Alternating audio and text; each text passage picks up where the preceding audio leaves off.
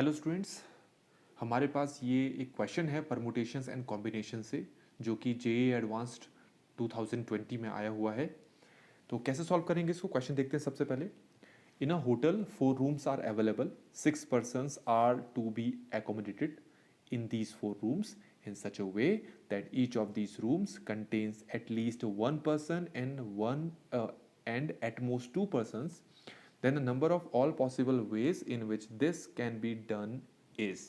तो हमें फाइंड करना है अपना आंसर। कैसे करेंगे, क्वेश्चन को समझ लेते हैं पहले। तो हमें ये रूम्स अवेलेबल हैं, ये रूम 1 है, ये रूम 2 है, रूम 3 और ये रूम 4। 1 2 3 4 ये रूम्स हमने नाम दे दिए। ठीक है, हमारे पास 6 persons हैं, उनके नाम मैंने डाल दिए ABCDE और F। ठीक हो गया। अब किस तरीके से, मतलब कहा है कि कम से कम एक पर्सन रूम में होने चाहिए, ज़्यादा ज़्यादा 2 हो सकते हैं। तो किसी रूम में 2 हो सकते हैं, अगले रूम में 1 हो सकता है, फिर तीसरे रूम में 2 हो सकता है, फिर चौथे रूम में 1 हो सकता है। ये जो नंबर्स हैं अलग अलग भी हो सकते हैं, मतलब पहले रूम में 1, दूसरे रूम में 1, फिर 2, फिर 2।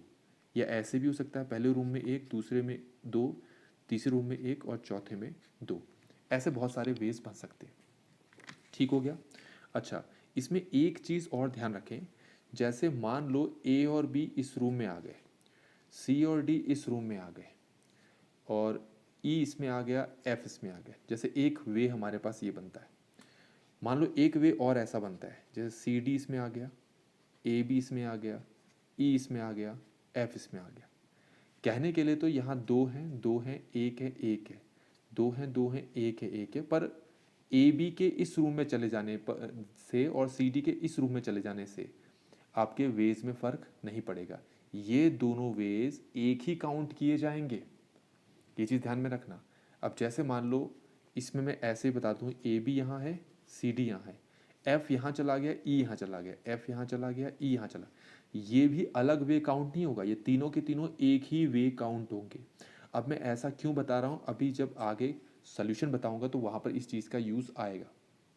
ठीक हो गया, ये चीज़ आप ध्यान में रखें। अब ए बी अगर इस रूम में चला जाए, ठीक हो गया, और सी डी इस रूम में, अब ऐसे भी देख लो, मान लो एफ यहाँ आ गया, ए बी यहाँ आ गया, सी डी यहाँ आ गया और ई यहाँ आ गया, तो ये भी अलग काउंट नहीं किया जाएगा। ये चीज़ आप ध्यान रखें, ये चारों के चारों एक ही काउंट किए जाएंगे। हाँ, अब ए सी यहाँ आ जाए, ए सी यहाँ आ गया और बी डी यहाँ आ गया, ई यहाँ आ गया, ये अब अलग काउंट होगा। ठीक है, ये चीज़ आप ध्यान में रखना। तो स्टार्ट करते हैं। कैसे स्टार्ट करेंगे, सबसे पहले हम क्या करते हैं, क्योंकि आपको एक रूम में 2, दूसरे में 2, फिर तीसरे में 1, चौथे में 1 ऐसे बिठाना है ना, तो ये दिखा रखा है मैंने। तो मैं क्या करता हूँ, पहले 6 आदमियों में से 2 आदमी सेलेक्ट कर लेता हूँ जिसको इस रूम में जाना है। ठीक हो गया। बचे कितने हमारे पास आदमी, अब हमारे पास 4 पर्सन्स बचे हैं, और from which we are selecting 2 persons. अब ये 2 पर्सन्स कौन से रूम में जाएंगे, सेकेंड रूम में जाएंगे। अब कितने पर्सन्स हमारे पास बच गए हैं, हमारे पास बचे हैं 2 पर्सन्स, उसमें से एक इसमें जाएगा, एक इसमें। तो पहले 2 पर्सन्स में से आप 1 पर्सन सेलेक्ट करो। अब बचा कितना हमारे पास, अब 1 पर्सन बचा, अब उस 1 पर्सन में से 1 पर्सन सेलेक्ट करके इस रूम में भेज दो। तो ये तो हो गया कि उन 6 पर्सन्स को रूम्स कैसे अलॉट किए हैं आपने। ठीक हो गया। अब मैं आपको पहले ही बता चुका हूँ कि जब 2 आदमी यहाँ हो, 2 यहाँ हो, 1 यहाँ हो, 1 यहाँ हो, तो ऐसा पॉसिबल है 2 इस रूम में आए, 2 इस रूम में आए, बाकी 1 इस रूम में आए। लेकिन जो ए बी और सी डी अगर यहाँ है, तो फिर ए बी यहाँ हो, फिर सी डी यहाँ हो, तो अलग काउंट नहीं होगा, वो एक ही काउंट होता है। ये चीज़ ध्यान में रखें। तो ये चीज़ समझ में आ गई होगी आपको। ठीक हो गया। अब यहाँ पर होगा मल्टीप्लाई। मल्टीप्लाई क्या, कि यहाँ पर तो एक में आया 2 2 1 1, ऐसे भी आ सकता है 1 1 2 2 1 2 2 1। तो इस तरीका मतलब है, इन 2 2 इनको नंबर मानो अभी के लिए, 2 2 1 1, तो ये 4 है ना टोटल। तो इनको अरेंजमेंट कितने तरीके से होगा, 4 फैक्टोरियल से। ठीक है, 4 फैक्टोरियल से अरेंजमेंट होगा। तो 4 फैक्टोरियल से जब इनका अरेंजमेंट करोगे तो ऐसी कंडीशन भी आएंगी रिपीटेड वाली, तो हम क्या करेंगे, ये जो 2 हमें दिखाई दे रहा है, ये जो 2 है, तो हम कितनी बार रिपीट हो रहा है, 2 बार ना, तो ये 2 फैक्टोरियल, और ये 1 कितनी बार रिपीट हो रहा है, 2 फैक्टोरियल। तो ये जो 2 फैक्टोरियल से डिवाइड किया है ना, वो इन चीज़ों को एलिमिनेट करने के लिए डिवाइड किया हुआ है, ठीक है, ये जो आपके रिपीट हो रहे हैं। ठीक हो गया। अब हम इन सबको क्या करते हैं, सॉल्व करते हैं और देखते हैं हमारा आंसर क्या आ रहा है। इसको हम लिखेंगे 6 factorial over 4 factorial multiply 2 factorial. इसको लिखेंगे 4 factorial over 2 factorial multiply 2 factorial. इसको लिखेंगे 2 factorial over 1 factorial multiply 1 factorial, और ये तो हमारा आंसर 1 होगा। बचा 4 factorial over 2 factorial multiply 2 factorial. ये इससे कैंसिल हो गया, ये इससे कैंसिल हो गया। तो हमारे पास जो आंसर आ रहा है वो है 6 factorial multiply 4 factorial over 2 factorial multiply 2 factorial multiply 2 factorial multiply 2 factorial. तो 6 फैक्टोरियल का मतलब होता है 720, 4 फैक्टोरियल का मतलब होता है 24, और यहाँ पर ये टोटल कितना बन गया हमारे पास 16। तो 8 3 जा 24 हो गया और 8 2 जा 16। 2 को इससे कैंसिल करो तो 360 आ गया, 360 को 3 से मल्टीप्लाई करो तो 1080 आ रहा है, जो कि हमारा आंसर है। ठीक है, एक तो मैंने तुम्हें इस तरीके से बताया।